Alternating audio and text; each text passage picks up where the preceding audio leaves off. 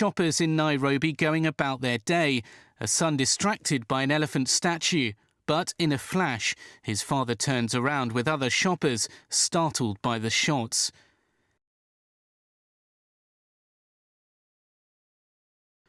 One woman is confused about where the shots are coming from, but is then instantly reminded.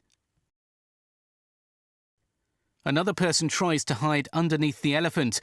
The gunmen notice, and minutes later, distressing footage shows the victim in a pool of blood.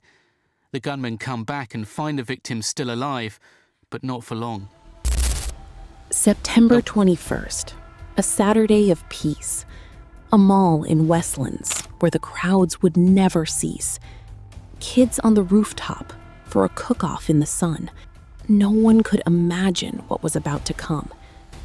At 12:25, 4 men stepped out with guns, and in one moment, changed the story of this nation's sons. 67 dead, 200 left in pain.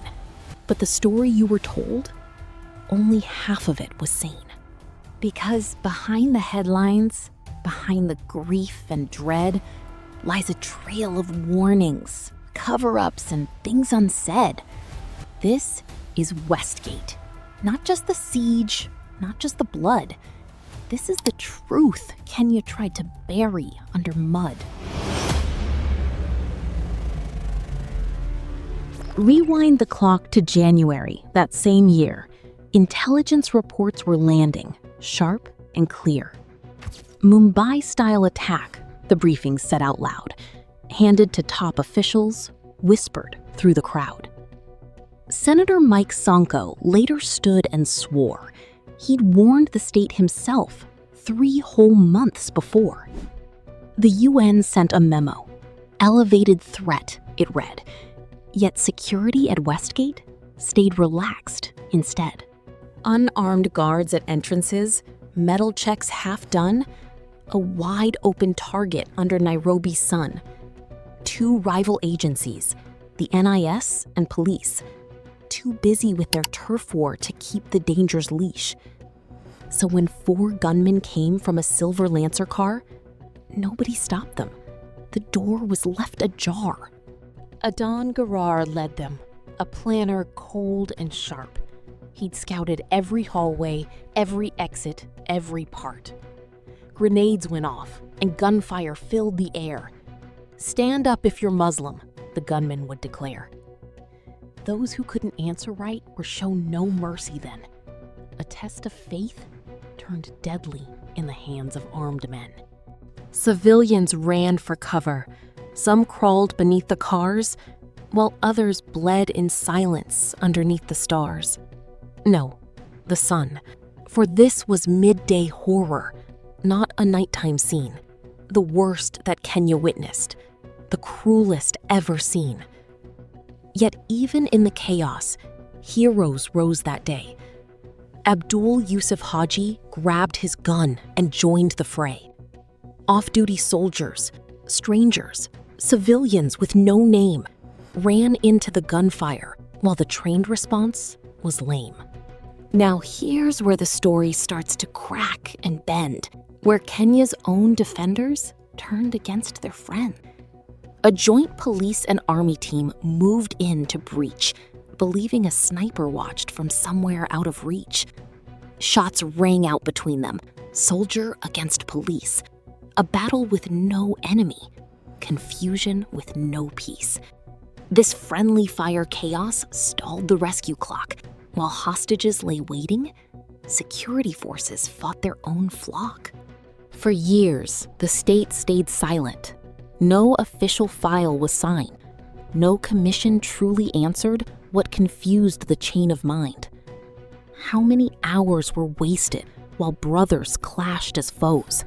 Kenya still, to this day, has never fully told us. But bullets weren't the only crime inside that mall. Because while victims suffered, soldiers heard a different call. CCTV footage, later leaked out to the press, showed men in uniform, not fighting, but a mess of stolen phones and cash, of liquor stuffed in bags. Nakumat's shelves stripped bare like looters, not like flags of honor for their country. Shopkeepers watched in shock as soldiers sent to save lives picked the shelves and stock. The BBC aired the tape. The nation watched in shame.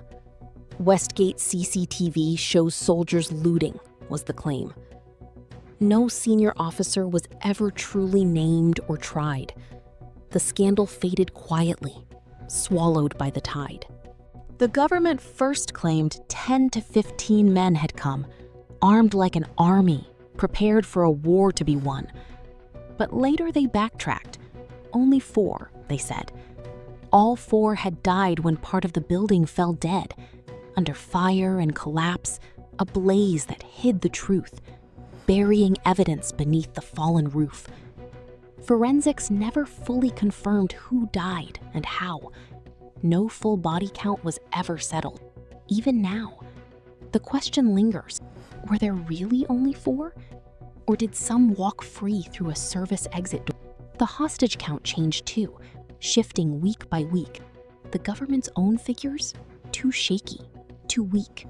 71, some said. 67, said the rest. A nation counting bodies, still failing the test of simple honesty, of telling its people plain how many souls were taken, how many lived in pain. Dozens were arrested in the weeks that came after. Promises of justice, of courtroom laughter, turning into closure for the families left behind. But the courts moved slow, the evidence hard to bind. Only 2 men, Muhammad Abdi, Hussein Mustafa too, were finally convicted, sentenced to years. It's 18 years for one and 33 the other bore. Not for pulling triggers, but for opening a door, for harboring the gunmen, for helping them prepare, while the actual killers lay dead or vanished in thin air. A third man walked free, acquitted in the end. And the planned commission of inquiry never got to send. Real reform through Kenya's cracked security frame. 10 years, 12 years later, mostly stayed the same. Kenya changed its uniforms, its units, and its gear, built anti-terror police, fused intelligence with fear of another Westgate rising from the shadows of Somalia's fight. The Dusit hotel attack in 2019 tested that new might. And this time, they moved faster, ended it in a day, a sign that some hard lessons had finally found their way. But Al-Shabaab never vanished, never truly fell. Lamu County, the coast, the border, they still dwell in pockets of Kenya, striking every now and then, reminding this whole country it could all happen again. Each September 21st, roses lie by the gate. Survivors gather quietly to remember, not to hate. Jane Kamau still remembers her brother bleeding there.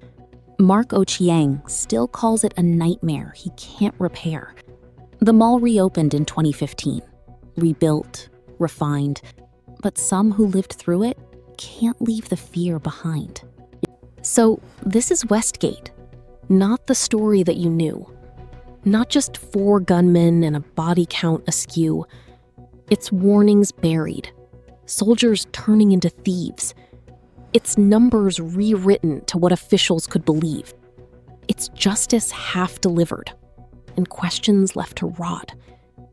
A wound that Kenya bandaged but never truly fought. Because the deepest tragedy behind that awful day isn't only what Al-Shabaab took away.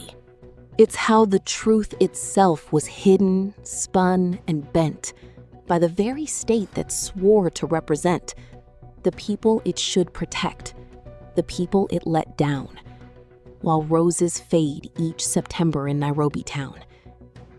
If this story moved you, hit subscribe right now. More hidden Kenyan truths are coming. Here's how.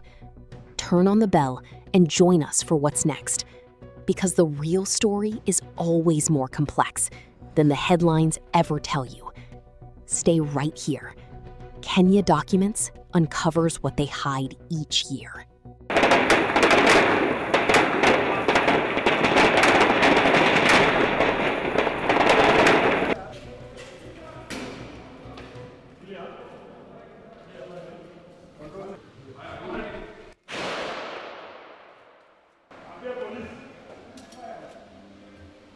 Second floor. Who are those